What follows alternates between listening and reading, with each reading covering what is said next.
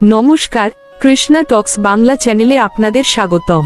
আজ আমরা এমন এক বিষয় নিয়ে কথা বলবো যা শুনলে হয়তো শুরুতে আপনি কিছুটা অবাক হতে পারেন। আজ আমি আমার জীবনের একটি অত্যন্ত ব্যক্তিগত এবং গভীর অভিজ্ঞতার কথা আপনাদের সাথে ভাগ করে নিতে চাই। আজ আমাদের আলোচনার বিষয় হলো আমি যখন মাতাল হলাম। আলোচনার শুরুতেই বলছি, এই একটি আলোচনা আপনার জীবনকে বদলে দিতে পারে, তাই শেষ পর্যন্ত অত্যন্ত ধৈর্য সহকারে শুনুন। আজকের এই ভাবনাটি হয়তো অনেকের কাছেই অবিশ্বাস্য মনে হতে পারে, শুনতে অন্যরকম মনে হলেও এই মাতাল হওয়া কোনো জাগতিক নেশার কথা নয়। এটি হলো এমন এক নেশা যা মানুষকে অন্ধকার থেকে আলোর দিকে নিয়ে যায়। আমাদের জীবনের মাঝে এমন কিছু মুহূর্ত আসে যখন হৃদয় পুরোপুরি এক অনির্বচনীয় আবেগে মগ্ন হয়, জগতের সমস্ত মায়া আর বিভ্রান্তি যেন এক মুহূর্তে দূরে চলে যায়। আমার ঠিক এমনই একটি অভিজ্ঞতা হয়েছিল। একদিন আমি একান্তভাবে নিবিষ্ট মনে কীর্তনের সুরে নিজেকে সঁপে দিয়েছিলাম। সেই হরিনামের সুর আমাকে এমনভাবে আচ্ছন্ন করেছিল যে আমি আক্ষরিক অর্থেই মাতাল হয়ে পড়েছিলাম। তবে এখানে একটি সত্য স্বীকার করা প্রয়োজন, আমি কোনো মস্ত বড় সাধক বা মহাভক্ত নই। একজন অতি সাধারণ মানুষ হিসেবে আমাদের পক্ষে দীর্ঘক্ষণ সেই পরম স্তরে ডুবে থাকা সম্ভব নয়। আমরা প্রতিনিয়ত সংসারের হাজারো দুশ্চিন্তায় লিপ্ত থাকি, কিন্তু সেদিন কীর্তনের সেই ক্ষণটি ছিল একদম আলাদা। সেই অনুভূতিটি ছিল ঘড়ির কাঁটায় হয়তো খুব অল্প সময়ের জন্য, কিন্তু তার রেশ ছিল অপ্রাকৃত এবং চিরন্তন। মনে হচ্ছিল আমার চারপাশের দেওয়ালগুলো, এই জগৎ, এমনকি আমার নিজের অস্তিত্ব যেন বিলীন হয়ে গেছে। আমার সমস্ত মনোবেদনা, দীর্ঘদিনের জমে থাকা ক্লেশ এবং ভবিষ্যতের দুশ্চিন্তা সেই নামের জোয়ারে মুহূর্তে ধুয়ে মুছে সাফ হয়ে গেল।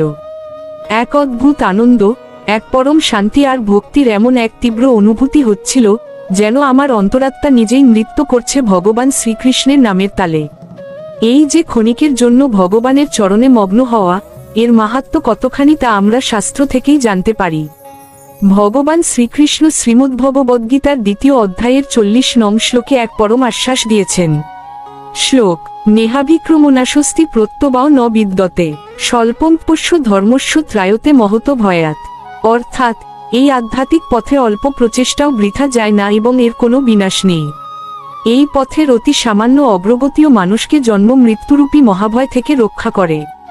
আমি সেই সত্যটি সেদিন নিজের জীবনে অনুভব করেছিলাম।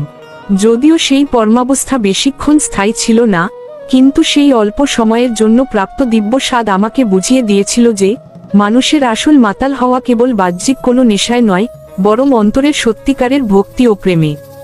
যখন আপনি একবার সেই অপ্রাকৃত রসের স্বাদ পাবেন, তখন পৃথিবীর অন্য কোনো আনন্দই আপনার কাছে আর গুরুত্ব পাবে না। এই যে মাতাল হওয়া, এটি আসলে কি? আমরা যখন জাগতিক কোনো নেশায় মত্ত হই, তখন আমরা আমাদের বিবেক হারিয়ে ফেলি, কিন্তু ভক্তির নেশায় মাতাল হলে মানুষ তার প্রকৃত আত্মপরিচয় খুঁজে পায়। শ্রীমদ্ভগবদ্গীতার 2য় অধ্যায়ের 59 নং শ্লোকে ভগবান আরও বলেছেন যে মানুষ যখন পরমাত্মার দর্শন বা এক উচ্চতর দিব্য রসের স্বাদ পায়, তখন তার নিজ স্তরের সমস্ত জাগতিক আসক্তি চিরতরে দূর হয়ে যায়। সেই কীর্তনের মাহেন্দ্রক্ষণে আমি নিজের সীমাবদ্ধতা বুঝেই এই কথাটি উপলব্ধি করেছিলাম। আরেকটি উদাহরণ দেওয়া যেতে পারে মহাপ্রভু শ্রীচৈতন্যদেবের জীবন থেকে। তিনি যখন হরিনাম সংকীর্তনে মাতোয়ারা হতেন, তখন তিনি বাহ্যজ্ঞান হারিয়ে ফেলতেন।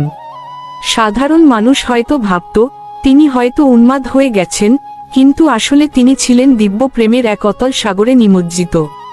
আমাদের প্রত্যেকের জীবনে এমন অন্তত একটি মুহূর্ত আসা প্রয়োজন, যেখানে আমরা আমাদের ক্ষুদ্র অহংকার আর আমিত্বকে ভুলে ভগবানের সেই বিশাল সত্তার সঙ্গে মিলেমিশে একাকার হয়ে যেতে পারি।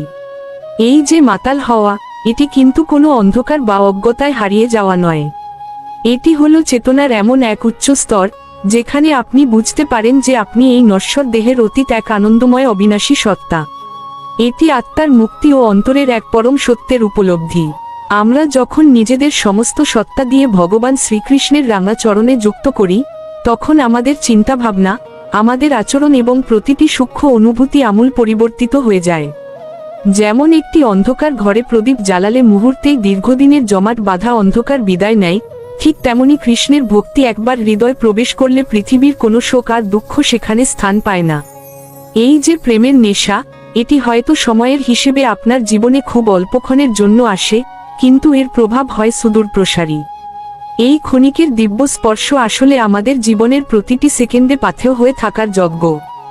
ভক্তি যখন অভ্যাসে পরিণত হয়, তখন মানুষের প্রতিটি কাজই হয়ে ওঠে এক একটি পবিত্র উপাসনা। আজকের এই আলোচনার মূল নামকরণের সার্থকতা এখানেই। আমি যখন মাতাল হলাম। আমরা প্রতিনিয়ত কামনার নেশায় মাতাল হই, আমরা ক্রোধের নেশায় মাতাল হই, আবার কখনো তুচ্ছ অহংকারের নেশায় বুঁদ হয়ে থাকি। কিন্তু সেই সব নেশা আমাদের আত্মিক পতন ঘটায়। কেবল শ্রীকৃষ্ণের নামের যে মাধুর্য, সেই নেশাই আমাদের পরম উত্তরণ ঘটায়। সেই কীর্তনের পবিত্র ক্ষণে আমি গভীরভাবে অনুভব করেছিলাম, ভগবানের নামের প্রতিটি অক্ষরে যে কি অসীম আধ্যাত্মিক শক্তি লুকিয়ে আছে, তা কেবল রসিক ভক্তই অনুভব করতে পারেন। এই যে মাতাল হওয়ার কথা আমি বলছি, একে একটি সুন্দর উদাহরণের মাধ্যমে বোঝা যেতে পারে। একটি মৌমাছি যখন সাধারণ ফুলের ওপর বসে, তখন সে কেবল মধু সংগ্রহের জন্য চঞ্চল থাকে। কিন্তু সেই মৌমাছি যখন একটি পূর্ণ বিকশিত পদ্মফুলের গভীরে প্রবেশ করে মকরন্দ পান করতে শুরু করে, তখন সে এক অদ্ভুত নিস্তব্ধতায় মগ্ন হয়ে যায়। সে তখন এতটাই বিভোর বা মাতাল হয়ে পড়ে যে তার ডানা ঝাপটানোর শব্দ বন্ধ হয়ে যায়। এমনকি পদ্মফুলের পাপড়ি যদি তাকে ঘিরে ফেলে, তবুও সে সেই আনন্দ ছেড়ে বেরিয়ে আসতে চায় না।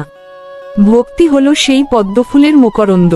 আমরা যখন কৃষ্ণের প্রেমে ক্ষণিকের জন্য ডুবে যাই, তখন এই জগতের কোলাহল আর আমাদের বিচলিত করতে পারে না। যদিও সেই পদ্মফুলের গর্ভে থাকা মৌমাছির মতো আমাদের সেই অবস্থা স্থায়ী হয় না, আমরা আবার জাগতিক কাজে ফিরে আসি, কিন্তু সেই ক্ষণিকের আস্বাদ আমাদের মনে করিয়ে দেয় যে আমরা আসলে অমৃতের সন্তান। এই ক্ষুদ্র অভিজ্ঞতাটি আমাদের বারবার মনে করিয়ে দেয়, ভগবান শ্রীকৃষ্ণের ভক্তি ও প্রেমে ডুবে যাওয়াই হলো জীবনের একমাত্র বাস্তব আনন্দ।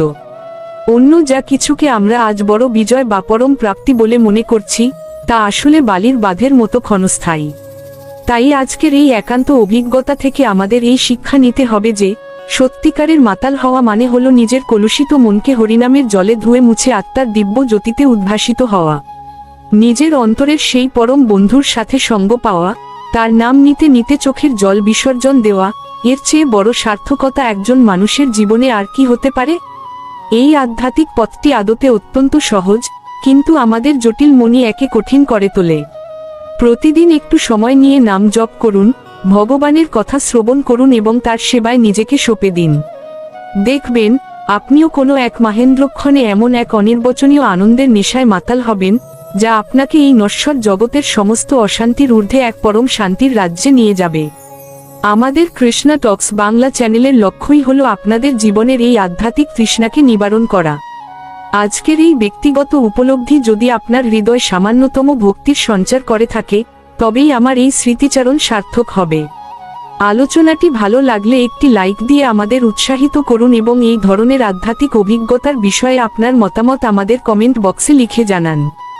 আপনি কি কখনো প্রার্থনা বা নিভৃতে এমন কোনো দিব্য আনন্দ অনুভব করেছেন যা আপনাকে ক্ষণিকের জন্য হলেও এই জগৎ থেকে দূরে নিয়ে গিয়েছিল? আপনার সেই অমূল্য অভিজ্ঞতার কথা আমাদের জানাতে ভুলবেন না। যদি আপনি আমাদের চ্যানেলে নতুন হয়ে থাকেন, তবে সনাতন ধর্মের গূঢ় রহস্য এবং জীবনের নানা সমস্যার আধ্যাত্মিক সমাধানের এই পথচলায় আমাদের সঙ্গী হতে এখনই সাবস্ক্রাইব করুন। আপনার একটি ছোট্ট কমেন্ট, যেখানে আপনি হয়তো লিখবেন হরে কৃষ্ণ কিংবা রাধে রাধে, তা আমাকে নতুন নতুন ভিডিও তৈরির পথে অনেক বড় অনুপ্রেরণা যোগাবে। প্রতিদিন রাত 8টায় এমন কোনো না কোনো গভীর আধ্যাত্মিক বিষয়ের পূর্ণাঙ্গ আলোচনার জন্য কৃষ্ণা টক্স বাংলা চ্যানেলের সঙ্গে থাকুন। ভক্ত যেমন ভগবানকে পাওয়ার জন্য চাতক পাখির মতো প্রতীক্ষা করেন, আমরাও তেমনি প্রতিদিন আধ্যাত্মিক কথার ডালি নিয়ে আপনাদের জন্য সশ্রদ্ধ অপেক্ষায় থাকি। এছাড়া দিনের বিভিন্ন সময়ে আমরা ছোট ও বড় নানা ধরনের ভিডিওর মাধ্যমে আপনাদের পাশেই থাকার চেষ্টা করি। চ্যানেলের পরিচালনা ও এই আলোচনা আপনাদের সামনে বিনয়ের সাথে নিবেদন করলেন শ্রী মিলন দেবনাথ। যা কিছু কল্যাণকর, তার সবই পরমেশ্বর শ্রীকৃষ্ণের অসীম কৃপা। সকলে সুস্থ থাকুন, ভালো থাকুন এবং সর্বদা কৃষ্ণ ভাবনায় মগ্ন থাকুন। হরে কৃষ্ণ।